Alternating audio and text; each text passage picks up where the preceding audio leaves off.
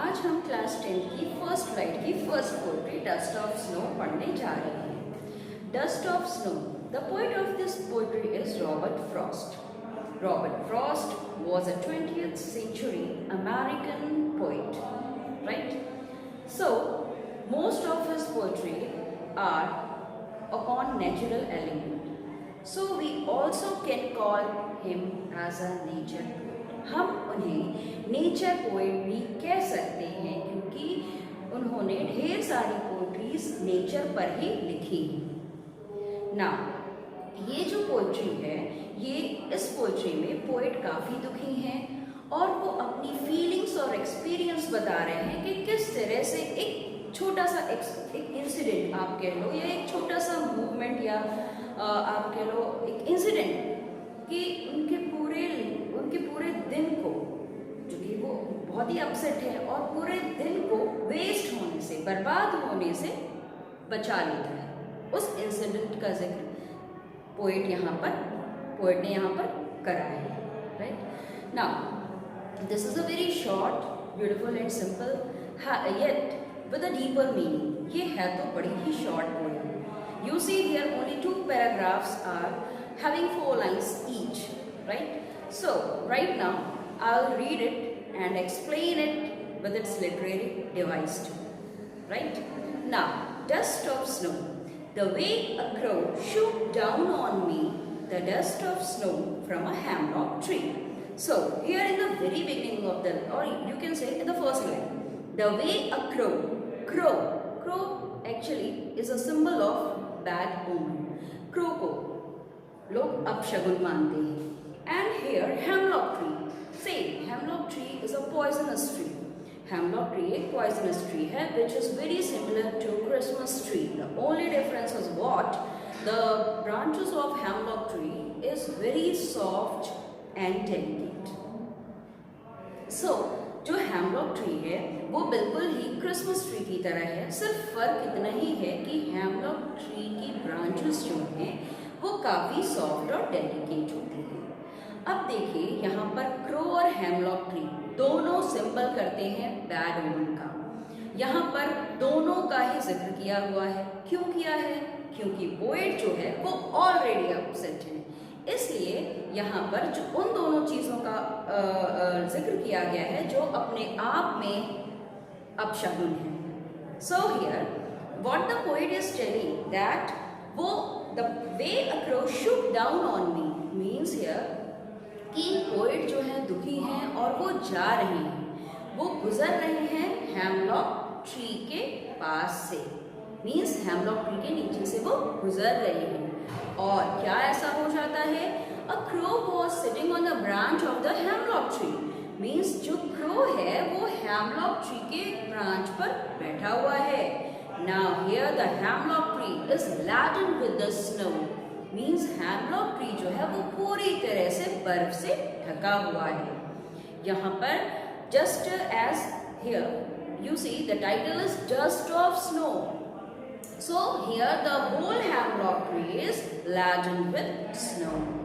Now crow is sitting on the branch of the hemlock tree and the poet was passing through there. Poet जो है वो वहाँ से गुजर रहे हैं। कौवा जो है, क्रो जो है वो हेमलॉक ट्री पे बैठा हुआ है एंड ऑल ऑफ सडन अचानक से ऐसा क्या हो जाता है, कुछ ऐसी मूवमेंट हो जाती है क्रो के द्वारा, मीन्स क्रो कुछ ऐसी मूवमेंट करता है and that movement is not specified here that whether he wants to fly और flutter its wings, just the poet himself don't know, means यहाँ पर क्रो की एक्टिविटी डिफाइंड मीन्स की पर्टिकुलर यहाँ पर बोला नहीं गया कि वो उड़ने ही जा रहा था या वो अपने आप को ठीक तरीके से बैठना चाह रहा था वहाँ पे, या वो अपने विंग्स को फ्लैटर कर रहा था, या वो शिवरिंग, चूँकि ठंड काफ़ी थी तो या तो वो शिवरिंग कर रहा था, ऐसा कुछ भी मेंशन नहीं है। लेकिन क्रो ने कोई ऐसी मूवमेंट की है जिसकी वजह से जो स्नो हेमलॉक ट्री पे है वो डस्ट के फॉर्म में, you also can say dust form, it means powdered form में वो पोएट के ऊपर जा गिरती है, राइट? सो हियर पोएट के ऊपर जब वो पाउडर्ड स्नो या डस्ट ऑफ स्नो गिरती है, सो हाउ ही एक्सपीरियंसिंग, अब उसे कैसा लग रहा है, तो वो यहाँ बता रहे हैं कि वो अब ये चीज़ जो है वो अपने नेक्स्ट पैरा में बताएंगे। यहाँ तक उन्होंने बताया कि मैं काफ़ी अपसेट हूँ, the poet was literally very sad, gloomy and upset in the very beginning of the poetry, right? And he was passing through the hemlock tree, and over that hemlock tree a crow was sitting on the branch, and the whole hemlock tree was laden with snow. And as crow में कुछ ऐसी movement हो रही है कि वो snow जो है, जो लैडन, जो पूरे पेड़ को ढके हुए है, वो पाउडर के फॉर्म में पोएट पर गिरती है, right?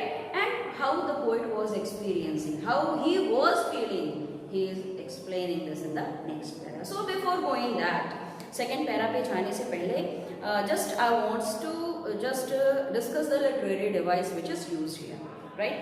So here the literary devices, first rhyme scheme. Rhyme scheme is ABAB, right? So you look here, the way a crow, and then you see in the third line, from the dust of snow, crow, snow, and again in the second line and in the fourth line, me and tree. So here the rhyme scheme is ABAB. Now next is enjambment. Enjambment, you see here all the four lines are running on and on without any punctuation. आप देख रहे हो यहाँ पर जो 4 lines हैं, the way a crow shook down on me the dust of snow from a hemlock tree. यहाँ पर कोई भी किसी भी लाइन में कोई भी पंचुएशन नहीं है। तो जब लाइन रनिंग मीन्स रन कर रहे हैं एक के बाद एक और उनके बीच कोई पंचुएशन नहीं है, then this condition is known as enjambment, right? Now our next literary device is what? Assonance. See here, assonance, if a vowel sound repeated frequently in connected words, means कि जैसे ही vowel sound जो है वो closely repeated हो, right? So here, shook, o, down, o, me, down, shook, down, on, shook, double o, down, single o, and then on, shook, o, shook, down, on. This is what called assonance, right? Now come to the next para. Has given my heart a change of mood and saved some part of a day I had ruined, right? Ruined. What is the meaning of ruined here? Ruined means regret, पश्चाताप करना, right? So यहाँ पर जो poet हैं वो बता रहे हैं कि जैसे ही गिरता है बर्फ का टुकड़ा, means powdered form of snow, जैसे ही उनके ऊपर गिरता है,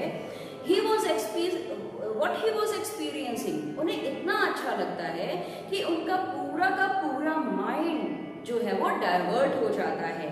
वो बिल्कुल से भूल जाते हैं कि वो कौन सी बात लेके अपसेट थे और क्यों अपसेट थे। वो मीन्स कि वो बिल्कुल से उनको याद ही नहीं रहता कि अभी वो अपसेट थे भी, क्योंकि वो उस डस्ट ऑफ स्नो जब वो गिरता है तो वो इतनी अच्छी फीलिंग आती है उनके अंदर कि उनका जो हार्ट और माइंड जो बहुत ही बुरा सा खराब हो रखा था वो ऑल ऑफ सडन बिल्कुल से डिस्ट्रैक्ट हो जाता है। जो ट्रैक पे वो चले आ रहे थे और दुखी थे वो बिल्कुल से चेंज हो जाता है और वो उस डस्ट ऑफ स्नो में ही खो जाते हैं। और वो कहते भी हैं कि अरे वाह, ये एक छोटा सा मीन्स ऐसा इंसिडेंट है कि उसने मेरे पूरे आगे के दिन को, मीन्स कि जो आने वाला जो आगे का टाइम है उनका पूरा दिन जो बर्बाद होने जा रहा था उससे बचा लिया। तो यहाँ पर पोइट के कहने का मतलब ये है कि we should never take a little bit of thing for granted. हमें छोटी से छोटी चीज़ों को फॉर ग्रांटेड में नहीं लेना चाहिए, क्योंकि जैसा कि यहाँ पर क्रो और हेमलॉक ट्री दोनों ही बैड ओमन के सिंबल हैं, लेकिन उस क्रो और हेमलॉक ट्री की वजह से ही जो पोएट हैं उनका पूरा दिन बर्बाद होने से बच गया।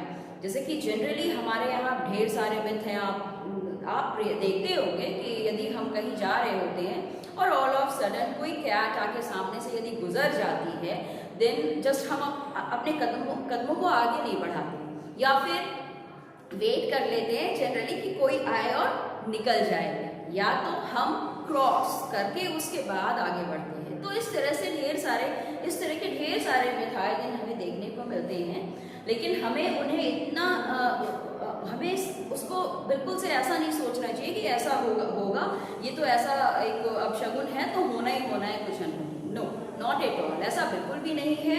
और हम अपने अंदर यदि पॉजिटिव वाइब्स को हमेशा इनकरेज करेंगे, then definitely we will go always to the right track and always be happy. So let's come to the literary device. Again same here.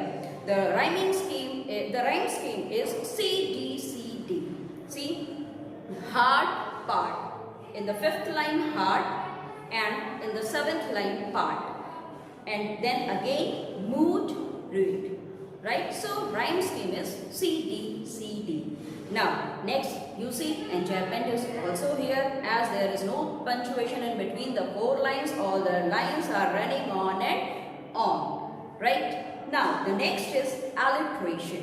Alliteration here is that repetition of a constant sound just being closely connected words, means alliteration जो कि vowel sound का repetition एक closely connected word में हो, like saved, some, S.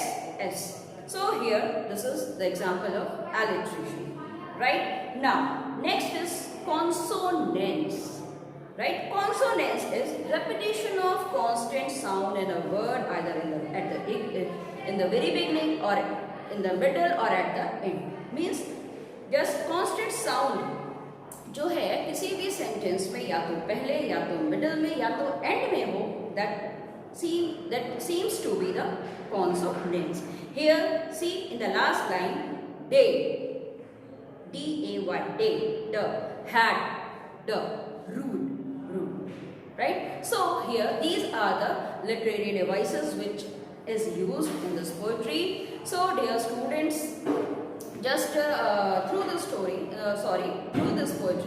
you will get that किस तरह से एक पोएट जो है जिसका पूरा दिन बर्बाद होने जा रहा था, चूंकि वो अपसेट था, और एक छोटा सा इनऑस्पिशियस आप कह लो इंसिडेंट, चूंकि क्रो और हेमलॉक ट्री दोनों ही बैड ओमेन के सिंबल हैं, और किस तरह से उनका पूरा माइंड डाइवर्ट हो जाता है और उनका पूरा दिन बर्बाद होने से बच जाता है. So guys, hope that you all just understand this poetry. Okay.